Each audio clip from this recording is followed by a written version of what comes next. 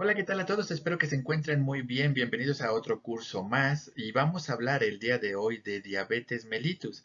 La diabetes mellitus es una enfermedad como muchas clasificada dentro de las enfermedades crónico-degenerativas. Esto sabemos que afecta cuando los niveles de azúcar, los niveles de glucosa se elevan en sangre. Pero bien, un paso a la vez. ¿Por qué se llaman enfermedades crónico-degenerativas? O sea, ¿qué es una enfermedad crónica? Una enfermedad crónica es una enfermedad, pues que en el tiempo va a abarcar mucho más allá de un periodito corto. ¿Sale? El término de crónico y el término de agudo son conceptos que los trabajadores del área de salud debemos de entender perfectamente bien. No significa para nada un estado de gravedad. Es que es un enfermo crónico y hay gente que se imagina, pues está grave, o un enfermo en etapa aguda. Y, ay, esto es grave, ¿no?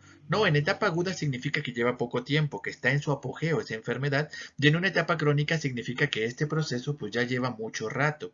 Entonces, la diabetes mellitus es una enfermedad como otras clasificadas dentro de enfermedades crónicas, porque pues esta situación no no se va a lograr establecer o controlar en poco tiempo, sino vamos a vigilarla a lo largo del tiempo, porque sabemos que actualmente, 2023, pues no hay una cura como tal, pues consensuada por toda el área de salud. Y degenerativa, porque esta enfermedad no solo pues se va a permanecer, sino que puede complicar la situación de salud del paciente. Por eso hablamos que la diabetes mellitus es una enfermedad crónico-degenerativa, o sea, hace que va para largo y que si no se cuida bien el paciente lo va a ir acabando poco a poquito, ¿sale? Entonces, ¿cómo está esta situación? ¿Cómo vamos a definir o cómo vamos a catalogar a los pacientes con diabetes? Hay tres tipos de diabetes mellitus. La tipo uno también es conocida como diabetes juvenil o diabetes insulino dependientes. ¿Cuál es la situación en la diabetes mellitus? El azúcar se eleva. El azúcar se eleva porque la insulina no logra meter bien el azúcar al cuerpo. La insulina es una sustancia secretada por el páncreas en los islotes beta de Langerhans. Bueno, olviden eso. La insulina es una sustancia que se va a encargar de agarrar el azúcar que está en la sangre y meterla dentro del cuerpo. ¿Sale? Aunque esté en la sangre la glucosa, necesitamos que atraviese esa barrera para que llegue hasta la célula, hasta el músculo, hacia los órganos diversos, porque la sangre, el azúcar en la sangre, pues no es funcional todavía ahí. Necesitamos que atraviese y entre y penetre hasta cada célula de nuestro cuerpo. ¿Cómo lo va a hacer eso? Gracias a la insulina. Todo el cuerpo, con excepción del sistema nervioso, del cerebro, y gracias a Dios, necesita del apoyo de la insulina para que entre el azúcar a él y poder tener energía, pues es un carbohidrato y los carbohidratos nos sirven para dar energía. Entonces, en la diabetes mellitus tipo 1, el paciente no tiene insulina. ¿Sale? Y al no tener insulina, pues rápidamente no hay quien meta ese azúcar al cuerpo y se eleva la glucosa en el cuerpo. Esto es por ende que son clasificados como diabéticos juveniles porque da una corta edad de nuestra vida y también son catalogados como diabéticos insulino dependientes porque no tienes insulina. Entonces, ¿cuál es el tratamiento aquí? Pues aplicar insulina. La insulina es la que va a hacer que logre que entre tu azúcar al cuerpo y tanta. Los bajamos dentro del nivel del torrente sanguíneo. La diabetes mellitus tipo 2. En la diabetes mellitus tipo 2, aquí los pacientes sí tienen su insulina, pero una insulina de mala calidad o una insulina de baja calidad. Y eso hace pues que no logre meter bien esa cantidad de insulina al cuerpo. Es una insulina deficiente. Y aquí, como sí tiene insulina, se puede controlar no con insulina, sino con medicamentos hipoglucemiantes o medicamentos para la diabetes, pastillas que mejoren la calidad de la insulina. Metformina, glibenclamida, acarbosa, miglitol, pioglitazona, rosiglitazona, etcétera. Y muchos más. Pero lo podemos hacer con medicamentos para mejorar la calidad de insulina, para disminuir la resistencia a la insulina, etcétera, ¿sale? Y esta es una diabetes considerada como del adulto porque nacemos con nuestra insulina normal y se va amolando a los pasos de los años y ya nos desarrolla la diabetes cuando ya estamos un poquito más grandes de edad. Y la diabetes mellitus tipo 3 es la diabetes gestacional. ¿Por qué ocurre la diabetes gestacional? A la insulina, déjenme les cuento un secreto. La insulina le gusta mucho la síntesis de proteínas. Entonces, en el embarazo hay mucha síntesis de proteínas, pues se está formando un bebé. Y entonces la insulina se distrae y ayuda con el metabolismo del bebé, con la creación del bebé, y deja de hacer su función, que es la de meter ese azúcar al cuerpo, y por ende entonces ese azúcar no hay quien ingrese al cuerpo y ocasiona la diabetes gestacional. Cuando se acaba el embarazo, la insulina deja de ayudar a formar el bebé y regresa a hacer su trabajo normal, que era la de meter el azúcar adentro de nuestro cuerpo. Correcto. ¿Cómo vamos a diagnosticar a un paciente diabético? O sea, ¿por qué traigo altita el azúcar? ¿Un poquito, más o menos? ¿Cuánto es un poquito? Etcétera. Bien, pues muchas veces empezamos a diagnosticarlos primero que nada, pues por los síntomas. Un paciente diabético tiene síntomas que denominamos las 3P, un número 3 y una P, de Pablo, de Pedro, de Pepito, de P. Ajá. La P, una P es de poliuria, otra P es de polidipsia, otra P es de polifagia. Entonces, esas 3Ps, bueno, y hay quien dice las 4P de pérdida de peso, ¿sale? Entonces, la poliuria es un paciente que orina mucho, la polidipsia es un paciente que tiene mucha sed y la polifagia es un paciente que come mucho. Entonces, un paciente con esos tres síntomas, aunado a debilidad general, pérdida de peso, pues sospechamos ampliamente de un paciente que pueda ser diabético. Por lo tanto, hay que recurrir a algunas pruebas de laboratorio.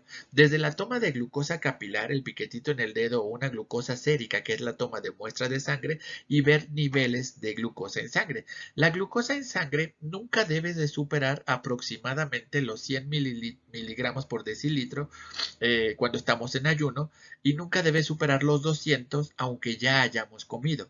¿Sale? Entonces, en resumen, su azúcar debe estar abajo de 200 si ya comieron y abajo de 100 si no han comido. Eso es un más o menos, porque en la vida real los médicos en el ayuno le damos chance hasta 125 de azúcar. De 125 para arriba, tal cual ya valió, traes descontrolada su azúcar y si eso se repite constantemente, pues entonces eres diabético y no lo sabías. ¿Sale? Entonces, a veces perdonamos el 105, el 110. De hecho, algunos laboratorios ponen como rango normal hasta 105, otros hasta 110, entonces, otros aventurados hasta 115. Los médicos les digo hasta 125, como que damos un poquito de pauta, de chancecillo. Sin embargo, pues a ver si llamamos la atención, que aguas, que estás en el riesgo, que estás en el límite, etcétera. Y la hemoglobina glucosilada es una sustancia o un laboratorio, un análisis de laboratorio un poquito más confiable porque mide el azúcar de los últimos 3 a 4 meses pues de la vida de la glucosa. Porque la hemoglobina es una sustancia perteneciente a los glóbulos rojos y sabemos que los glóbulos rojos tienen una vida media de 3 a 4 meses, de 120 días. Entonces, el azúcar se pega a esta sustancia llamada hemoglobina de los glóbulos rojos, entonces, pues tenemos que vigilarla durante ese tiempo. Si la hemoglobina glucosilada sale alta, significa que llevas de 3 a 4 meses con el azúcar alta. Si sale normal, llevas de 3 a 4 meses, pues bien, con ese azúcar normal. Entonces, lo eres y no lo eres. Porque la glucosa capilar esporádica, ese sí puede variar. Si de repente la tomas y llevas un periodo de ayuno prolongado, va a salir un poco baja. Si cenaste medio pesado, indigesto, en la madrugada te paraste a guzguear algo, pues en la mañana que tienes estudios puede salir un poquito alterada, ¿sale? Y entonces, pues con esto podemos confirmar el diagnóstico de diabetes. Si el paciente de parte tiene síntomas y sus estudios de laboratorio salen con su azúcar pues elevada, pues sin duda alguna, pues bienvenido al campo de los diabéticos.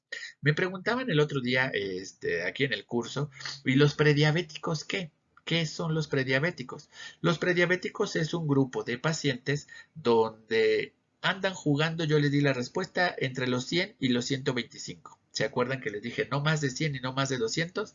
Eso sería lo ideal, pero luego les decimos, bueno, les damos chance entre 100 y 125.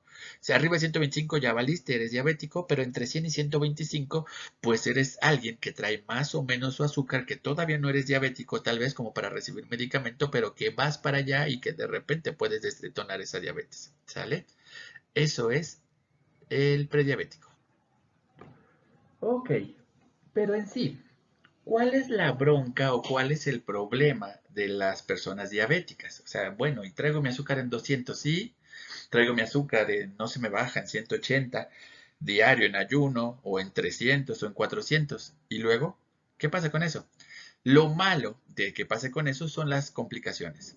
Los pacientes diabéticos, como los hipertensos, como cualquier otra enfermedad crónica degenerativa, la bronca es que si no logramos nivelarlos en un buen nivel de glucosa, en este caso de azúcar, pues a la larga va a traer complicaciones.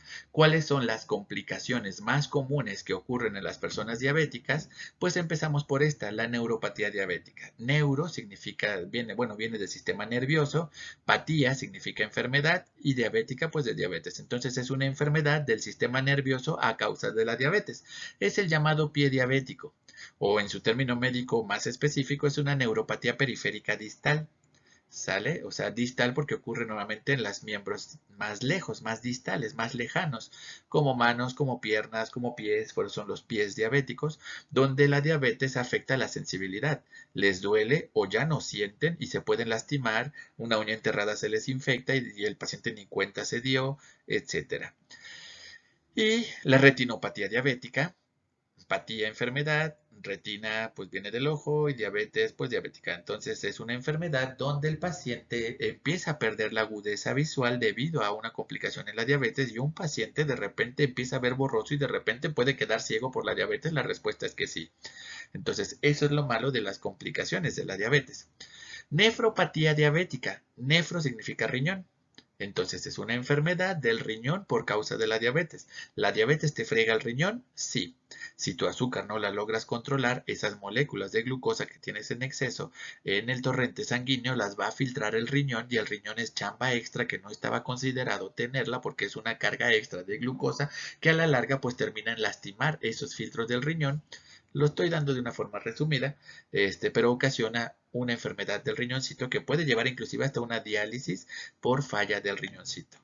Y hay otras lesiones. Las más comunes son las tres que mencioné, pero puede haber también una lesión cardiovascular en los vasos sanguíneos. Puede también haber una baja de defensas, puede haber disfunción eréctil, puede haber un sistema inmunológico deprimido, puede haber una gastropatía diabética, o sea, un estómago inflamado por culpa de la diabetes, etcétera. Entonces, esto es lo malo.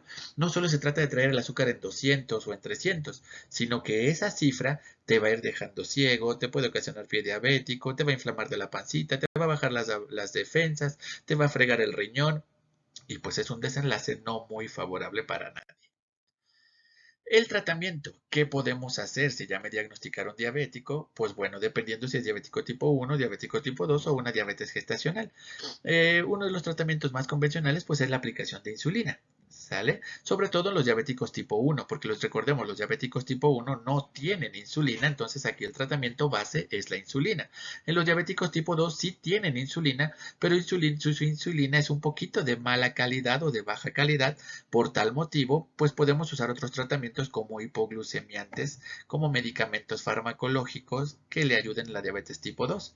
Y sin duda alguna, pues un estilo de vida, dieta y ejercicio, porque la glucosa, el azúcar, es energía para nuestro cuerpo. Entonces yo voy a obtener, voy a tener azúcar, mucha energía, pero bueno, necesito gastarla y no meterle tanto.